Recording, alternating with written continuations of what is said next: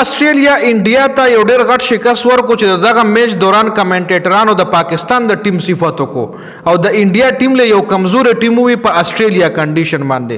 په دغه میچ دوران د آسټرالیا یو کمنټیټر د چې نوم پیری اوکیف دی هغه په کمنټیټرۍ کې وي هغه ټیم کمنټرۍ کې باقاعده په لایو میچ کې وي چې سوري انډین فینز انډین کرکټ فینز ته ټومبه مخکې نه ولا سوري وي چې آی ډونټ مین ټو هارټ یور فیلینګز زما مقصد دا نه چې تاسو فیلینګ هارټ کما بٹ Pakistan is the more unpredictable and dangerous Asian team than India in Australia condition. په آسټرالیا کنډیشن کې د انډیا نه خطرناک او unpredictable ټیم چې کوم دی هغه پاکستان دی. د انډیا ټیم دومره ډینجر او unpredictable نه دی په آسټرالیا کې څومره چې پاکستان دی. اوس دا ولې ویلي دي ځکه چې په 2024 کې د پاکستان او د آسټرالیا چې کوم سیریز شو ون ډے هغه کې درې میچونه چې هغه پاکستان ګټلیو 2002 نواله 2024 پورې پاکستان په آسټرالیا کې یو سیریز هم نو ګټلې. شل کاله پس پاکستان په آسټرالیا کې دغه سیریز د رضوان په کپتانۍ کې وګټلو. نو ګورو څه خبرې شروع دي چې رضوان د کپتانۍ نه لري کوي او شاهین افریدي د ون ډے کپتانی ور کوي. نو تاسو لما ویلي چې شاهین افریدي که تاسو ګورئ نو هغه یو ښه کپتان ثابت کېدی شي خو د T20 فارمیټ کې د ون ډے فارمیټ کې هغه داسې ښه کپتان نشي ثابت کېدی او رضوان نه دا وخت کپتانی اشتل یو ښه فیصله نه د پاکستان کرکټ بورډ.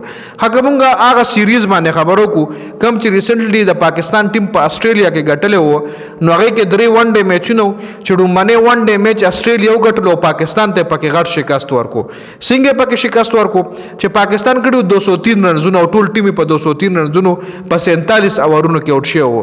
آسټرالیا ورپسې دغه سکور چیس کو په 34 اوورونو کې او اته کلاډیان یو ټو وکټ ذات پروت وي خو په 34 اوورونو کې ورپسې 208 رنزونه چیس کړل 204 رنزونه سوري.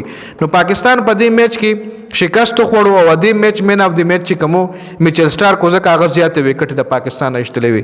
خاطر میچ بیا پاکستان په 9 وکټ وګټلو ځکه د آسټرالیا ټوټل ټیم په 163 رنزونو باندې وړکو او دا سکور ورپسې پاکستان په 27 اوورونو کې چويس کو 163 ورپسې په 27 اوورونو چیز کو چې حارث رؤف پکې 15 وکټ اشتلې په دغه میچ کې په دویم ون ډے میچ کې او پاکستان اوپننګ بیټسمن سایم ایوب او عبد الله شفیق دوړو پکې خپل بیټینګ کړو.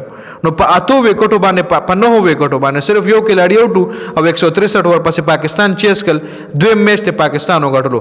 خو دغه سیریز دریم میچ چې کومه پاکستان په اتو وکټو باندې وګټلو غټ شکست په دې میچ کې مورکو.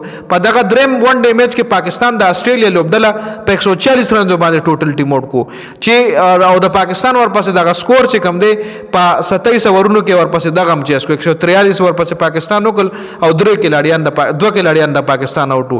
پاکستان ور دغه میچ په اتو وکټو باندې وګټلو لکه ډومبنه میچ آسټرالیا وګټلو دویم پاکستان وګټلو دریم هم پاکستان وګټلو دویم پاکستان په 9 وکټو وګټلو او دریم په اتو وکټو وګټلو چې غټ شکست آسټرالیا ته ورکو. نو په دې وجه باندې د آسټرالیا دغه کمنټیټرانو دا خبرو کا چې د پاکستان ټیم په آسټرالیا کنډیشن کې د انډیا نه زیات خطرناک ثابت کېدی شي.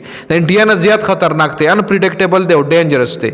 دا چا ویلو دا پیری اوکیف په آسټرالیا کمنټیټر په لایو میچ کې وي ځکه پرونه د انډیا ټیم سونه سکور کړی 134 کو سونو چې ورپسې بیا غي چیز کو د باران په وجه باندې سکور تقریبا 26-27 اور راکو شو چې ورپسې بیا 127 کو 134 اور پسې د آسټرالیا لوبډلې په 21 اورونو کې چیز کړ. نو دا مکمل معلومات تاسو د حواله سره د کمنټ لازمي وکړئ.